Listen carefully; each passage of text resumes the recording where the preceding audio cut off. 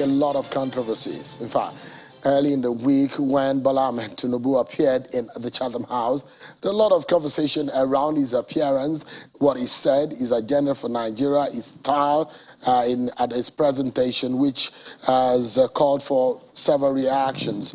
And in the past few days is also how the person who becomes the next president will run this country. It's being the conversation on the lips of many Nigerians.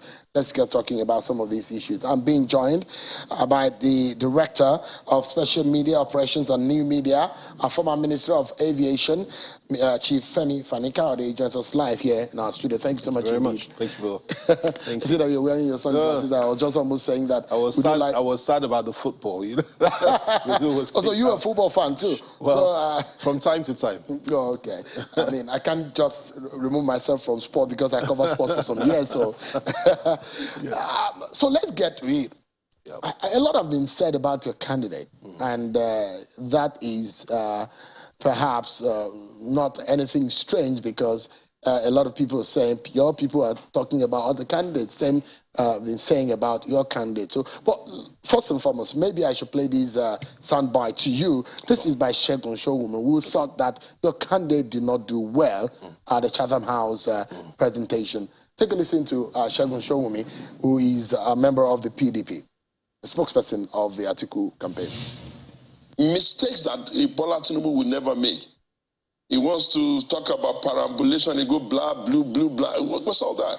And it wasn't once, it wasn't twice. So if it's like that, they have to look themselves in the mirror and know they cost it for themselves and not begin to stay in a foreign land on an organization that is not even up to the status of the Nigerian Institute of Policy and Strategic Studies and begin to pretend as though all of the other organizations within the country, Nigeria, is not up to standard or cannot question them. And I think the media must be very firm on that. We will not have anybody who wants to serve us begin to give us the impression that it's bigger than the collective. So whatever it is that Delegation is talking about is hogwash. They need to come back home and start attending events. Atiku attends events in spite of the fact that he has been contesting for a while. So typically, Atiku will say, oh, my views are known, therefore if you call me, I won't answer. But he painstakingly attends it. And when you ask him questions, he answers. When you ask him questions that ordinarily some other persons will say, oh, this is below the belt, he gives as honest an answer as possible. That's right.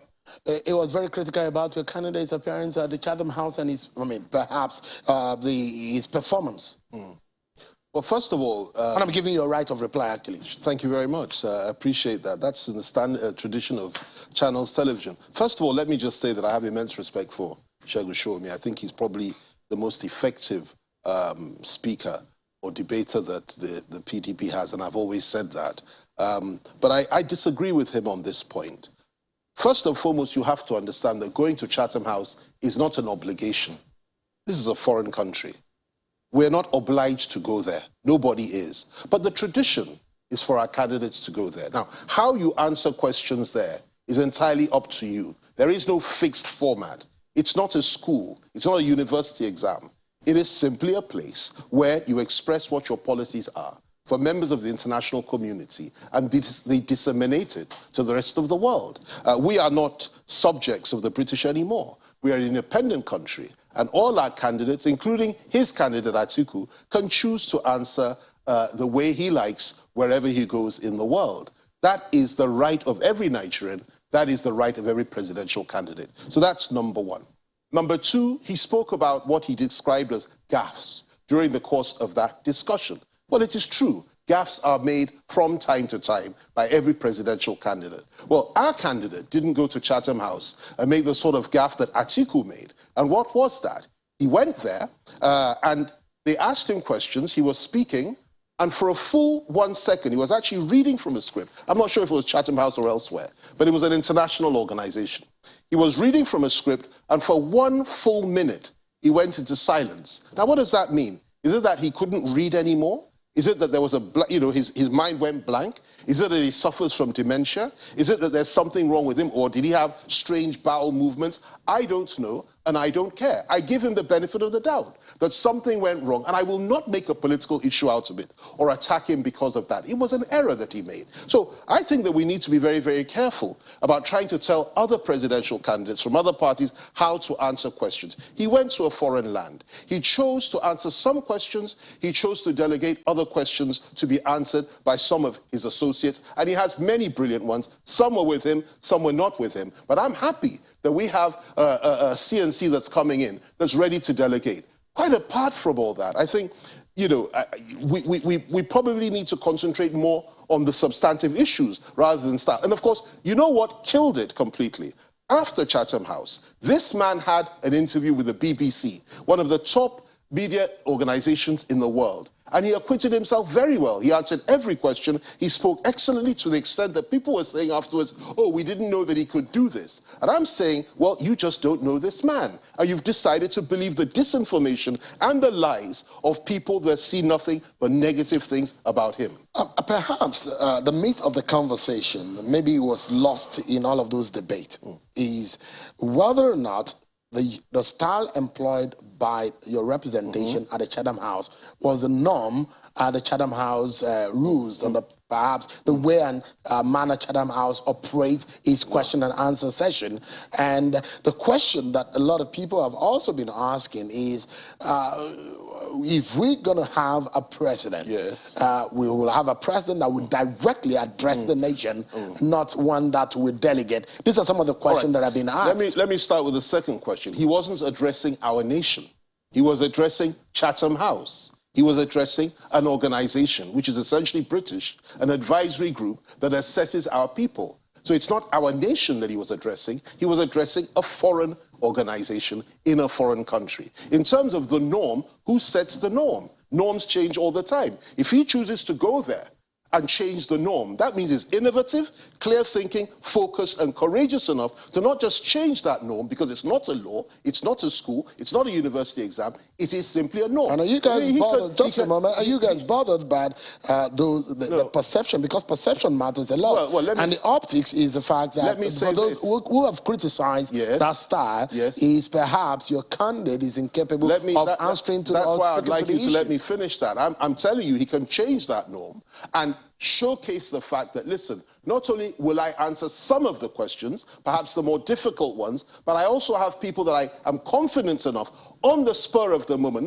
I know all those that spoke. Not one of them knew they were going to speak on that day. And he was proving to the world that, listen, Nigerians have not only capable leaders like himself, but also capable disciples, both with him at Chatham House and back in Nigeria, that will form part of his inner circle and his team when he forms government. And I'm very proud of that fact. For people to assume that he cannot answer simply because he delegated, again, that is put to the lie by what? He had an interview with the BBC, probably the top media organization in the whole of the world, at least one of them, okay?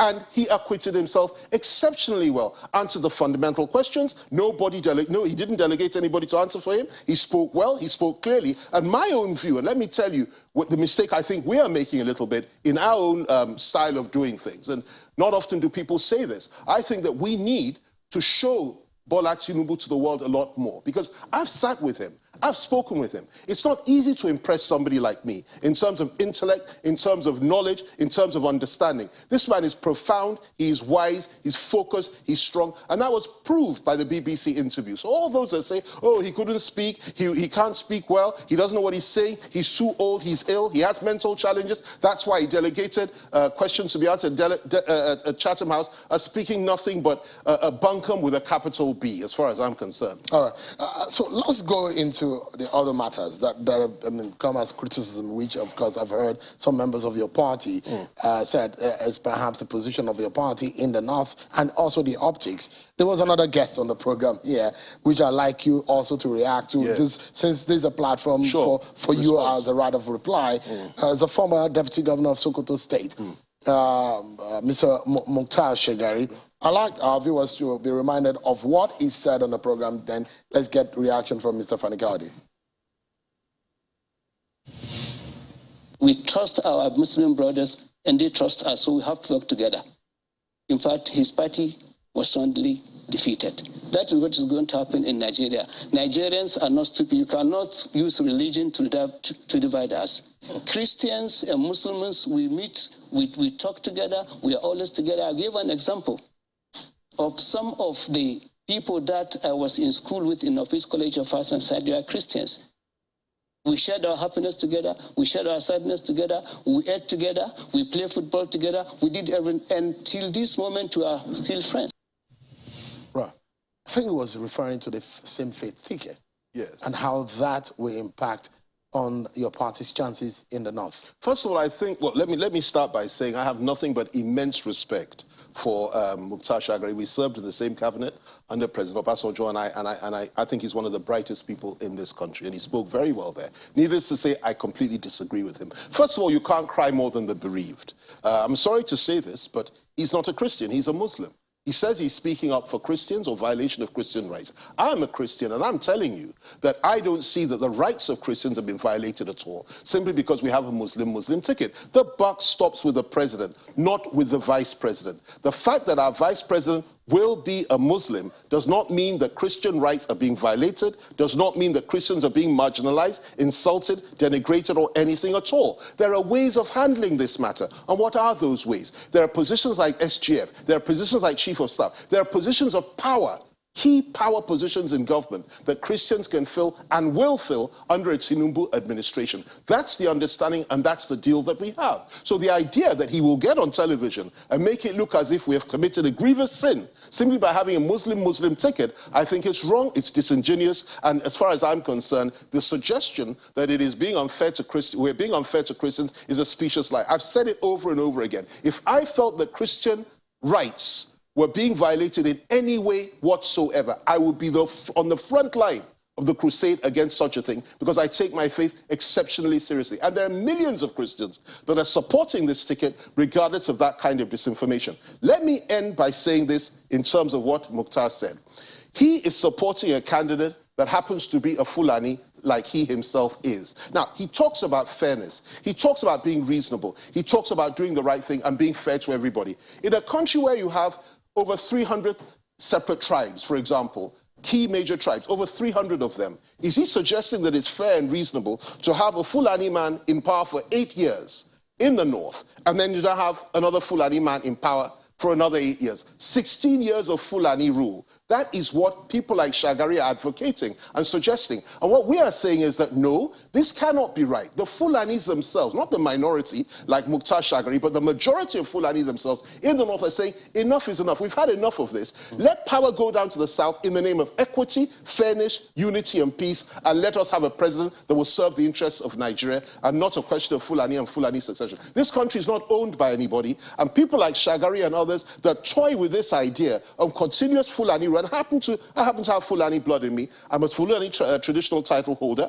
I'm somebody that has most of my friends are Fulani, so I have nothing against them. But that suggestion that we should continue in that way, you know, it feeds into the whole narrative that we should separate as a country, which nobody wants. So, I mean, you are campaigning and you're preaching that there needs to be a balance, and that, I mean, after an 8 years of a Fulani rule, I mean, so that same argument, if it's flipped, yes, in terms of, because there are two major issues here, right, the issue of ethnicity and the issue of religion. Sure. So those who are watching you right now will wonder whether you're speaking entirely the big, I mean, the whole picture in terms of how things should be balanced out. If you're criticizing the other end, that they are not balancing things out, I mean, the question will be posed to you, that is your party balancing things out? You have a President Muhammadu Buhari who is a Muslim, and you're saying that in your own party you should have a Muslim, not only as a presidential candidate, but also as a vice presidential candidate. What do you tell your critics tonight? First of all, we don't balance things out. We're moving away from the idea of balancing things out in the name of religion. So it doesn't matter in area of religion. Let me make this very, very clear. Buhari has a vice president that is a Christian. As far as I'm concerned, I've said it over and over again, I'll say it here. He did absolutely nothing to protect Christian rights in this country over the last 8 years. And I criticized him for that. And I'm saying to you that the fact that Buhari had a Christian vice presidential candidate is one thing. Tinubu's is a new dispensation, a new beginning. And what we are saying is this: what matters is not to have a Christian vice presidential running mate who may not even be able to protect the interests of, but to have a man with character, strength, righteousness that can defend the interests of Christians and Muslims. Ethnic balancing will achieve that. That's your argument. No, it's not that just we should balance things in terms of the tribal and ethnic. Let me state the ethnic complexity that we have. Let me state the argument. But I'm saying, and I'm asking you tonight that a lot of your critics have asked you, your party, that if you are criticizing the other side about ethnicity, the same argument goes if you flip the page on the issue of religion. Can I answer that? Because you've asked me. Okay, this is the third time, but each time you haven't let me answer. Let me answer it clearly now to you. I say it again. The issue of having a Muslim president and a Christian president, that is Buhari, vice president, that is Buhari and his running mate, for the last 8 years is one thing. Fair enough, okay? Now, the issue of having another Fulani president this time around for another 8 years, okay, is something that is dangerous for this country. Now, that's totally different to saying that you're having a Tinubu candidacy, that is a Muslim presidential candidate from the south, and a Muslim running mate. Why? Because the Muslim running mate has absolutely no executive power or role unless it's delegated. The cry for justice, the cry for equity is the cry for power shift. It's not a cry for religious shift. It's a cry for power shift. You don't think it does not matter? Listen, in our part of the country, the southwest, Christians and Muslims are one. We don't play that game. Okay? In Osun State recently, no Muslim complained. Where you have a state of 50-50% or 60 to 40% Christian to Muslim, or 50-50%, where a Christian won the election with a Christian running mate. No Muslim complained, no Christian complained. The issue is who is at the helm of affairs. Who is the president? Who has executive power? And what we are saying is far more dangerous to have a Fulani for 8 years, another Fulani for another 8 years, and then secondly, it is far less dangerous to have a Muslim, Southern Muslim, as our president, and to have a running mate, that is a Northern Muslim, as his running mate, which has no significance whatsoever in terms of executive power. Let me ask you yet another question, perhaps one of those that emerged from Mr. Bola Tinubu's appearance at the Chatham House and his response to whether or not his engagement locally in Nigeria, because I think that's what matters the most. The people who are voting should be able to hear directly from the man who is seeking their vote. Right. And I'd like to ask tonight, will Bola Tinubu grant a Nigerian media a one-on-one interview, just like the way you said that he did well with the BBC? Well, as far as I'm concerned, that's a decision for him to make when he gets back, and he will make that choice. I suppose I can comfortably say that it would depend on which media house. If he's certain that it will be fair, equitable, and just, it's not a setup, I don't see why he should. He has not shied away from doing that. What he has shied away from involving himself in are town hall meetings, which are clearly pitted against him to humiliate him, and the fact that there are no debates, nobody has asked him to come to any debate, you just have town hall meetings with various presidential candidates. But as far as a one-on-one interview is concerned, I don't see why he shouldn't, but it's entirely up to him. I put it to you that when he does that, if he can do it with the BBC, surely he will do it with some local station at some point in time. And when he does that, the Nigerian people will come to the conclusion that contrary to the disinformation and the lies and the deceit and the falsehood that's being peddled about this great man's mental capacity and his health and all the rest of it, and his age and all that, the rest of that rubbish will go out of the window. He has proved it to the Brits, he's proved it to the world with his BBC interview, and he'll prove it here locally as well when the time comes. Let's close this interview in 30 seconds. And I like to draw inference from the answer that he gave in that interview when they asked why is it better if he's going to vote for any of the other candidates. He said no, that he will vote for him. I mean, he's better of the lot. Those who have, criticism have come on that response also. Why Nigerians should consider Bola Tinubu as their choice. You want me to answer that? I'll answer that. First of all, Bola Tinubu does not betray his own. Bola Tinubu supports his own. Atiku, on the other hand, always talking about how wonderful the Obasanjo administration was. And he's right, absolutely wonderful. I was in that government. Greatest government, as far as I'm concerned, in this democratic dispensation. Yet Atiku sought to betray that government, destroy that government, to the extent he undermined us, to the extent that I personally had to ask him to leave cabinet on 2 separate occasions because he was working against us. So he cannot be relied on. We couldn't rely on him during Obasanjo's time. Obasanjo has said it. How can he be relied on now by the Nigerian people? He marginalized his own party, destroyed it by basically kicking out 5 governors, denying them the presidential ticket, denying the South, denying them of the chairmanship of the party, denying them so many other things, and insisting on the Fulani to Fulani succession. As far as we are concerned, that's one of the reasons why Tinubu would say he's better. As for the other one, a man that, as far as I'm concerned, sits there. When he was governor of Anambra State, he was issuing ID cards, insisting Northerners should have ID cards and nobody else, shipping them out of the state in droves, in cattle vans, and sending them back to the north. This was a man that has a beer symbol of Biafra on his beer cans. This is a man that went to Nasarawa and called Nasarawa State a country. This is a man that did not allow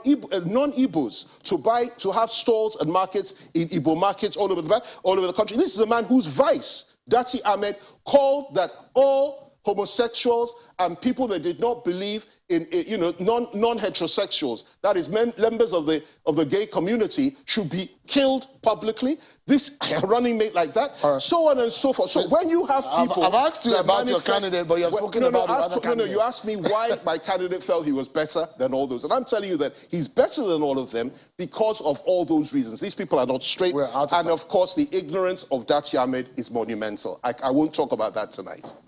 Chief Fani Kayode is the Director of Special Media Operations at the APC Presidential Campaign Organization and a former Aviation Minister. Thank you so much indeed for coming. Thank you so much. Thank you.